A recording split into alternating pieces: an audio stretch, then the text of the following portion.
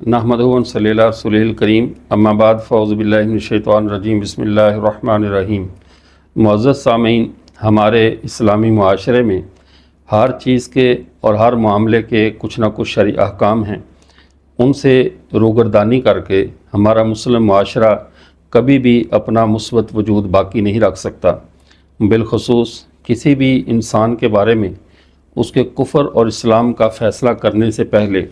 ہزار بار علماء اسلام کو سوچنا پڑتا ہے کہ کہیں ایسا نہ ہو کہ ہم کسی کو غلطی سے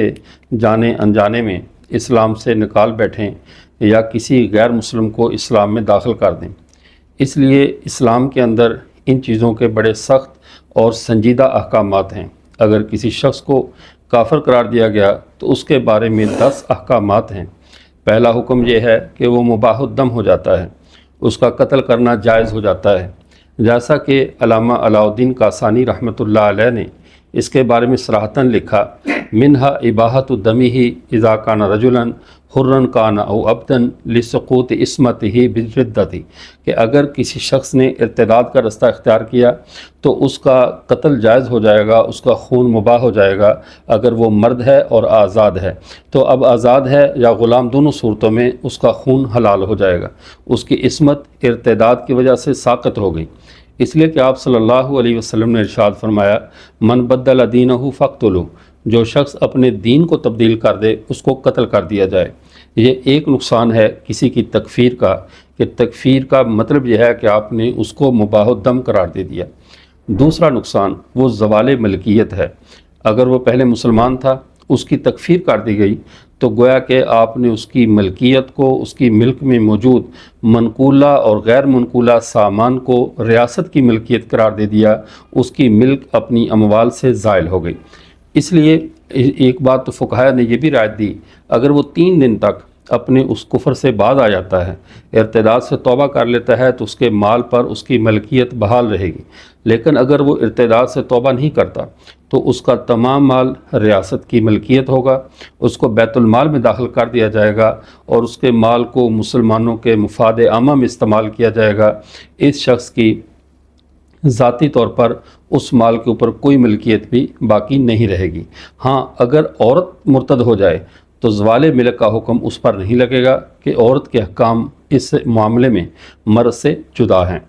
اب جو تیسرا نقصان اس صورت میں ہوگا کہ جب ایک شخص کے اوپر ہم نے ارتداد کا حکم لگایا، اس کی تکفیر کی، تو اب اس کا نکاح فسخ ہو جائے گا۔ اگر اس کے شادی شدہ ہے تو اس کی بیوی کے ساتھ اور اس کے ساتھ جدائی کر دی جائے گی، اس لیے کہ مرتد کسی مسلمان عورت کا شوہر نہیں رہ سکتا، اس کا خامند نہیں رہ سکتا۔ اب تیسرا حکم یہ ہے کہ اس کا نکاح فسخ ہو جائے گا اور مرد اور عورت کے درمیان باہم جدائی کروا دی جائے گی۔ لیکن ایک فرق ذہن میں رہے، اگر میاں اور بیوی دونوں اکٹھے مرتد ہو جائیں پھر ان کا نکاح نہیں ٹوٹے گا، پھر وہ اسلام سے جب نکل گئے تو ان کا نکاح باقی رہے گا۔ لیکن اگر وہ کہ ایک نکل گیا تو آٹومیٹک نکاح ختم ہو جائے گا، اب وہ مرد ہے نکلنے والا یا عورت ہے، ان کا نکاح باقی نہیں رہے گا۔ یہی معاملہ پیش آیا تھا جب بہاولپور کے اندر ختم نبوت کے حوالے سے ایک طویل مقدمہ چلا، جس کو 1925 سے 1935 تک چلتا رہا۔ اس مقدمے میں بھی یہی ہوا کہ جب ایک عائشہ نام کی مسلمان عورت کا خامند مرتد ہو کر قادیانی بن گیا تھا تو اس پر مقدمہ اس نے دائر کیا فسخ نکاح کا، اور 10 سال جو ہے وہ قادیانی اپنے آپ کو مسلمان ثابت کرنے کے لیے زور لگاتے رہے، لیکن بہرکیف وہ عدالت میں، انگریزی دور عدالت میں بھی اپنے آپ کو مسلمان ثابت نہیں کر سکے، اور بہاولپور کی عدالت نے نکاح کے فسخ کی ڈگری جاری کر دی تھی۔ تو یہ فسخ نکاح ارتداد کے ساتھ جو لازم ہو جاتا ہے۔ چوتھا جو شرعی حکم ہے کسی کو مرتد قرار دیے جانے کا، وہ حرمت ذبیحہ ہے، کہ ایسے شخص کا ذبیحہ کھانا حلال نہیں رہتا۔ جب وہ کافر اور مرتد ہو جائے تو ارتداد کے بعد اس کے لیے جائز نہیں ہے، چونکہ ذبیحہ یہ ایک سماجی ضرورت ہے، انسان ایک دوسرے کے ہاتھ کا ذبیحہ کھائے۔ یہ مسلم سماج میں، مسلم معاشرے میں، ایک ملت کے اندر باہم ملت کا ذبیحہ کھایا جاتا ہے۔ لیکن مرتد لِأَنَّهُ لَا مِلَّةَ لَهُ، کہ مرتد کی کوئی ملت نہیں ہوتی، جب ملت ہی نہیں ہے تو لہذا اس کا ذبیحہ کھانا جائز نہیں ہوگا۔ پانچواں نقصان اس حکم کا یہ ہے، اس تکفیر کا، کہ وہ وراثت سے محروم ہوگا۔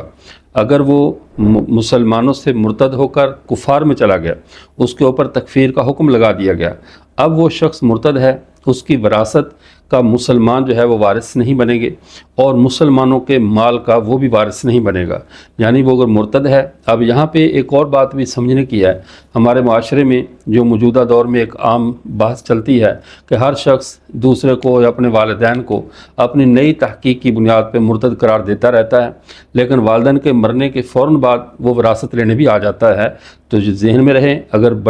آپ بڑوں کو کافر کہہ رہے ہیں تو پھر ان کے مال کے وارث نہیں بنیں گے۔ چھٹا نقصان فساد اعمال کا ہے کہ اس کے سارے اعمال پلک جھپکنے میں ضائع ہو جائیں گے، کافر ہوتے ہی اس کی سابقہ کوئی نیکی باقی نہیں رہے گی، اور کسی نیکی کا وہ اللہ کے ہاں اجر کی امید نہیں رکھ سکتا، سارے اعمال ساتھ ہی ضائع ہو جائیں گے۔ اس وجہ سے لیکن امام شافعی رحمۃ اللہ علیہ اس کو موت کے ساتھ خاص کرتے ہیں کہ اگر مرنے تک مرتد رہا تو پھر اس کے نیک اعمال ضائع ہوں گے، لیکن دیگر ائمہ کرام وہ کہتے نہیں، ایسا نہیں ہے، بلکہ جیسے ہی مرتد ہوگا اس کے تمام اعمال نیک جتنے بھی کیے ہوں سب کے سب ختم ہو جائیں گے۔ ساتواں نقصان کسی کو مرتد قرار دیے جانے کا زوال ولایت ہے۔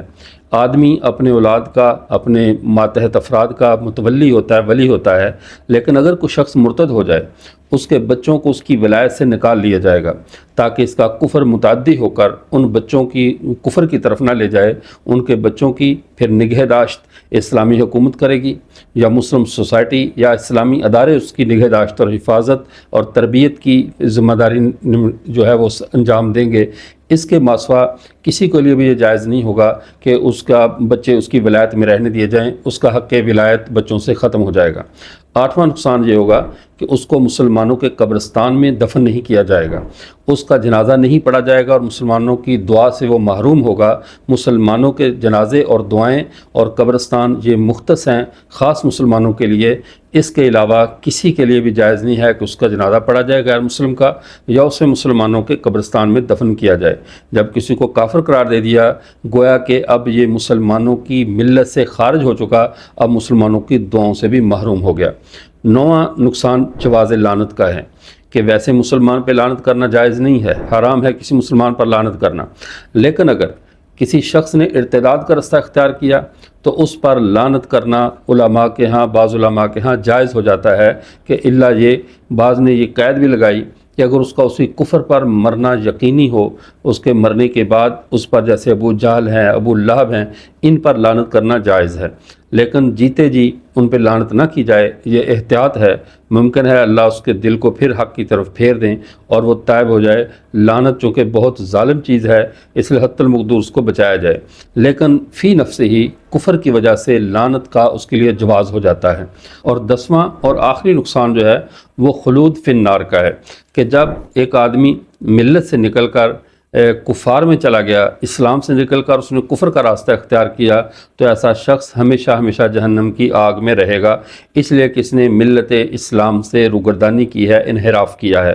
لہٰذا ثابت ہوا کسی بھی مسلمان کی تکفیر کرنے میں جلد بازی نہیں کرنی چاہیے، پوری احتیاط سے کام لینا چاہیے کہ جو ہی آپ نے اس کو کافر قرار دے دیا تو 10 چیزوں کو اس کے لیے آپ نے لازم قرار دے دیا، جس کے اندر سب سے بڑی سزا اس کا آخرت کے اندر ہمیشہ ہمیشہ کے لیے جہنم میں رہنا ہے۔ لہٰذا مسلمانوں کو چاہیے اپنے ذاتی چھوٹے چھوٹے فقہی اور مسلکی اختلافات کی بنیاد پر اتنی جلدی کسی کے اوپر تکفیر کا حکم نہ لگائیں، کافر ہونے کا حکم نہ لگائیں۔ مبادہ معاملہ ایسا نہ ہو، اگر ایسا معاملہ نہ ہوا اور آپ نے کسی مسلمان کو بلا وجہ کافر کہہ دیا تو حدیث مبارکہ میں آتا ہے، نبی کریم صلی اللہ علیہ وسلم نے ارشاد فرمایا، من قال لی اخیہ یا کافر فقد باء بہ احدہما، اگر کسی نے اپنے کسی مسلمان بھائی کو کافر کہا تو دونوں میں سے ایک ہوگا، یا تو جس کو کہا گیا وہ واقعی کافر ہوگا، اگر ایسا نہیں ہے تو پھر کہنے والا کفر کا مرتکب ہو جائے گا کہ اس نے ایک مسلمان کی تکفیر کا جرم کیا ہے۔ لہذا ان باتوں کو سامنے رکھ کر، لیکن یہ بات ذہن میں رہے